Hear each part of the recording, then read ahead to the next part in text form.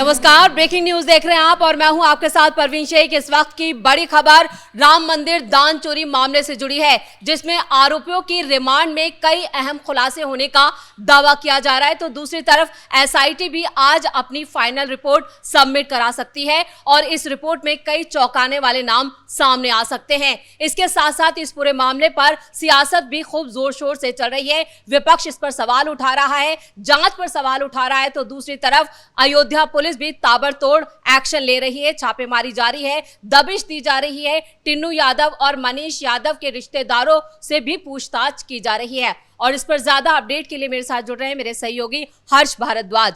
हर्ष, राम मंदिर दान चोरी मामले में जो रिमांड को लेकर जो कहा जा रहा है कि कई अहम खुलासे हो सकते हैं और कई सबूत जो हैं वो पुलिस के हाथ लगे हैं, तो कितनी सच्चाई इसमें? बिल्कुल, देखिए जो 6 आरोपी हैं, हालांकि 8 आरोपी थे लेकिन 6 को रिमांड पर लिया गया और इन 6 आरोपी की जिसकी तस्वीर हम अपने दर्शकों को दिखा रहे हैं कि कैसे जेल से निकालकर उन्हें रिमांड पर ले जाया गया था, तो कई अहम खुलासे हुए हैं और 6 आरोपियों ने बताया है कि कैसे तकरीबन करोड़ों रुपए का बंदरबांट होता था और ये कहां कहां पैसा छुपा कर रखते थे। क्योंकि पिछली बार जब जानकारी मिली थी तो ये था कि अयोध्या लखनऊ एक्सप्रेसवे के आसपास एक खंडर था, वहां पर ये लोग जाते थे और जाकर पैसों का बंदरबांट करते थे कि इतना पैसा आपका, इतना पैसा मेरा, और जितना पैसा आता था उसका बंटवारा होता था। लेकिन अब ये जानकारी मिल रही है कि कभी करोड़ों रुपया एक खेत के अंदर भी छिपाया जाता था। हालांकि सूत्रों के हवाले से खबर आ रही है, आधिकारिक इसकी पुष्टि नहीं हुई है। जब तक पुलिस इसको लेकर कंफर्मेशन नहीं कर देती है, जब तक हम भी कुछ नहीं कह सकते। लेकिन हाँ, इतनी खबर जरूर है कि खेत में पैसा छुपाया जाता था और ये तमाम जो 6 आरोपी हैं वो खेत में भी ये पैसा छुपाने का काम करते थे और एक आधा लाख रुपया नहीं है, तकरीबन करोड़ रुपए छुपाया जाता था। और ऐसा जानकारी मिल रहा है कि 25 से 50 करोड़ रुपए तक छुपाया गया था। हालांकि वहां पर भी जाएगी पुलिस और खंगालने की चीज़ों को कोशिश करेगी, क्योंकि पता लगाना बेहद ज़रूरी है। क्योंकि अभी देखिए पूछताछ में कई अहम खुलासे हो रहे हैं। और तो और जिस तरीके से आपने मनीष यादव और टिन्नू यादव का नाम लिया है, मनीष और टिन्नू यादव जिस तरीके से बेहद करीबी थे, तो टिन्नू यादव और मनीष यादव को रिमांड पर तो नहीं लिया गया, इन 6 आरोपियों को रिमांड पर लिया गया था, लेकिन इन दोनों से भी पूछताछ हुई है।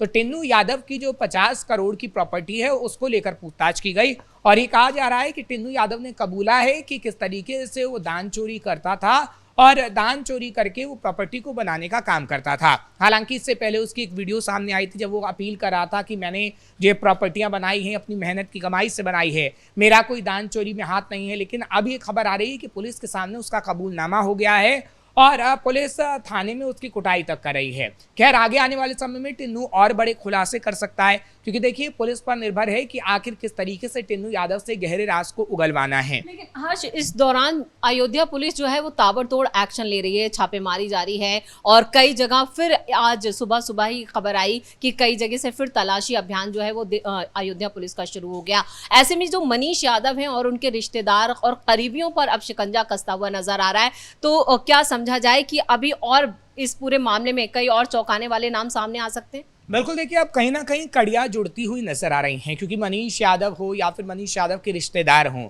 वहां पर पुलिस छापेमार कार्रवाई कर रही है। क्योंकि हमने देखा है कि कितनी प्रॉपर्टियां खरीदी गई हैं और ये किस किस के नाम प्रॉपर्टी हैं। क्या मनीष यादव के नाम है, मनीष यादव के रिश्तेदारों के नाम है, या मनीष यादव के रिश्तेदारों के नाम पर है?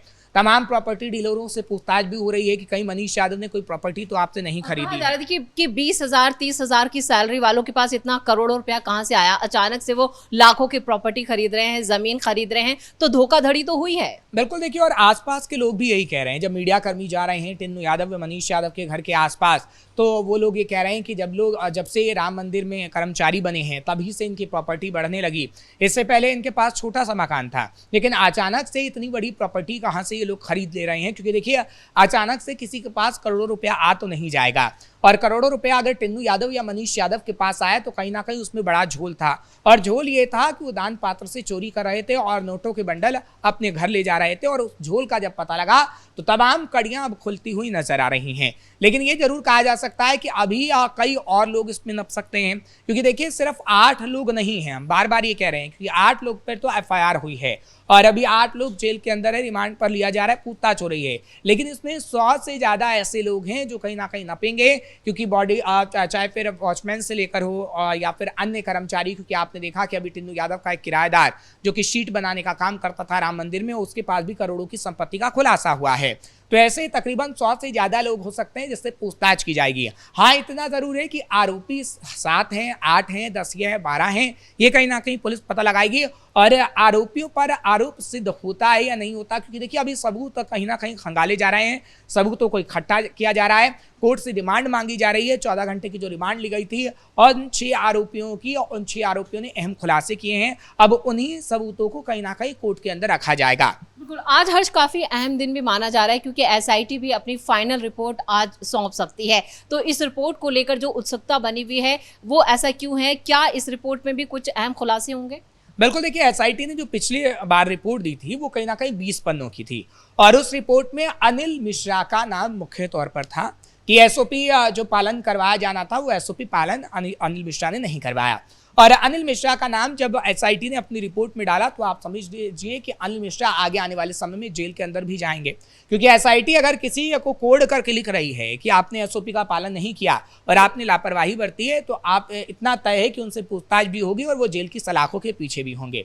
अब ये कहा जा रहा है कि एसआईटी की जो रिपोर्ट आएगी वो 70 पन्नों तक की हो सकती है और उसमें मुख्यतः 2 नाम हो सकते हैं, एक तो चंपत राय, दूसरा गोविंद देवगिरी, क्योंकि वो बार बार जो कोषाध्यक्ष हैं वो बार बार ये कह रहे हैं कि मेरा कोई लेना देना नहीं था और वो इस्तीफा तक नहीं दे रहे हैं, जबकि चंपत राय और अनिल मिश्रा की तरफ से इस्तीफा दिया गया, एक लेटर जारी किया गया। हालांकि जो ट्रस्ट की मीटिंग हुई तो इस्तीफे को स्वीकार भी किया गया, लेकिन गोविंद देवगिरी इस्तीफा तक नहीं देना चाह रहे हैं। तो एसआईटी को लेकर ये कहा जा रहा है कि कहीं ना कहीं कोषाध्यक्ष का भी इसमें हाथ हो सकता है और एसआईटी की जो 70 पन्नों की रिपोर्ट आ सकती है उसमें चंपत राय और गोविंद देवगिरी कहीं ना कहीं फंस सकते हैं, क्योंकि देखिए ऐसा तो है नहीं कि सिर्फ और सिर्फ चंपत राय ही चोरी के मामले में फंसेंगे, क्योंकि अगर पूरे ट्रस्ट की बात करें तो पूरा ट्रस्ट इसके जिम्मेदार है।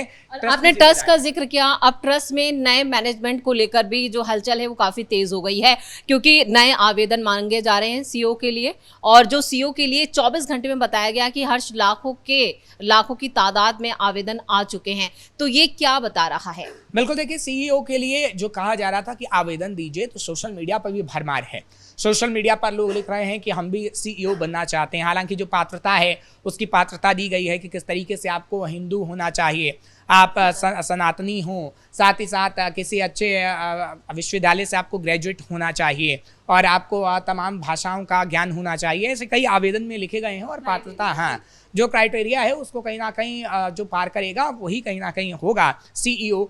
लेकिन अमिताभ ठाकुर हों या फिर अन्य व्यक्ति हों जिन्होंने आवेदन दिया है, अब देखिए कि कौन सा आखिर वो व्यक्ति होता है, क्योंकि देखिए जो नाम होगा वो बड़ा नाम ही होगा, इतना तो तय है। और जिसके पास भी ये जिम्मेदारी जाएगी वो आगे आने वाले समय के लिए एक महत्वपूर्ण व्यक्ति हो जाएगा, क्योंकि उसी पर पूरा दारोमदार होगा और जनता उसी पर विश्वास करेगी। क्योंकि देखिए अब ट्रस्ट पर जनता का भरोसा कम हो गया है, तो आखिर वो कौन सा व्यक्ति होगा जो भरोसेमंद होगा, और ऐसा ट्रस्ट में व्यक्ति लाने की कोशिश की जाएगी जो भरोसेमंद चेहरा हो।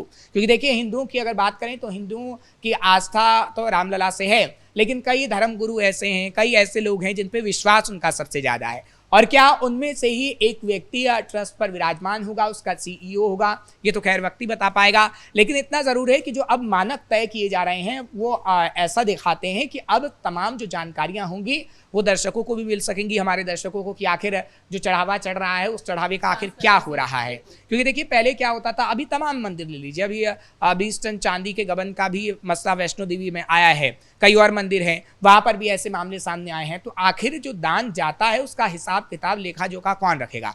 अगर कोई ट्रस्ट का व्यक्ति रख रहा है तो आखिर ट्रस्ट के व्यक्ति से भी कोई जानकारी हासिल करेगा या नहीं करेगा? क्योंकि देखिए मॉनिटरिंग तो होनी चाहिए, क्योंकि अलग अलग राज्यों की बात करें तो मंदिरों का पैसा का यूज़ अगर सरकार भी करती है, क्योंकि देखिए कर्नाटक में तो ये फॉर्मूला है कि आपको जो फंड है उसका इस्तेमाल करना होगा और वो फंड कहीं पे भी आप इस्तेमाल कर सकते हैं, और कर्नाटक में तो आज के दिन वैसे भी राम मंदिर दान चोरी के लिए काफी अहम माना जा रहा है, क्योंकि अयोध्या में काफी हलचल भी देखी जा रही है। एसआईटी की जो रिपोर्ट है उस पर सभी की निगाहें टिकी हुई है, लेकिन इस पर सियासत भी खूब हो रही है, विपक्ष अब जांच पर भी सवाल उठा रहा है। देखिए तभी मैंने कर्नाटक का इससे पहले जिक्र किया, क्योंकि कर्नाटक में अगर किसी मंदिर से चोरी होती है तो होल्ला नहीं मचता, क्योंकि कांग्रेस की सरकार है। कर्नाटक में मंदिरों का जो पैसा आता है दान का उस फंड का इस्तेमाल खासतौर पर वक्फ के लिए या फिर मस्जिदों के लिए या फिर मदरसों के लिए किया जाता है, तो उस पर कांग्रेस सवाल नहीं उठाती। हाँ, कांग्रेस राम मंदिर मुद्दे पर जरूर सवाल उठाती है और आज भी प्रोटेस्ट करने की बात प्रदेश अध्यक्ष अजय राय की तरफ से कही गई थी। हालांकि कल कई जगहों पर हमें प्रोटेस्ट देखने को मिला था और आज भी कई जिलों के अंदर कहा गया है कि लखनऊ से लेकर लखीमपुर खीरी और वाराणसी से लेकर कई और जगह पर प्रोटेस्ट होगा। हालांकि अलग अलग जहां पर कांग्रेस की सरकारें हैं, कर्नाटक में भी कल हमें प्रोटेस्ट देखने को मिला था, हिमाचल प्रदेश के अंदर भी प्रोटेस्ट देखने को मिला था। लेकिन इतना जरूर कहा जा सकता है कि जो सियासत कांग्रेस या समाजवादी पार्टी कर रही है वो जनता को समझ में आ रहा है कि हिंदू का हितैषी कौन है और कौन नहीं। चलिए हर्ष, इस तमाम जानकारी के लिए बहुत बहुत धन्यवाद। तो राम मंदिर दान चोरी मामले में आज का दिन काफी अहम माना जा रहा है। एसआईटी के नजरिए से देखा जाए तो आज फाइनल रिपोर्ट सबमिट हो गई, तो दूसरी तरफ अयोध्या पुलिस जिस तरह से ताबड़तोड़ एक्शन ले रही है, चाहे फिर वो टिन्नू यादव हो या मनीष यादव हो, उनके करीबियों पर शिकंजा कसा जा रहा है। कहा तो ये भी जा रहा है कि खेतों से भी एक बड़ी रकम जो है वो बरामद की गई है और इसका कनेक्शन भी राम मंदिर दान चोरी से जोड़ा जा रहा है। लेकिन अभी पुलिस ने इसकी पुष्टि नहीं की है। यानी धीरे धीरे जैसे जैसे वक्त गुजरेगा तो इस पूरे मामले में कई चौंकाने वाले नाम भी सामने आ सकते हैं। इस बड़ी खबर में मेरे साथ इतना ही।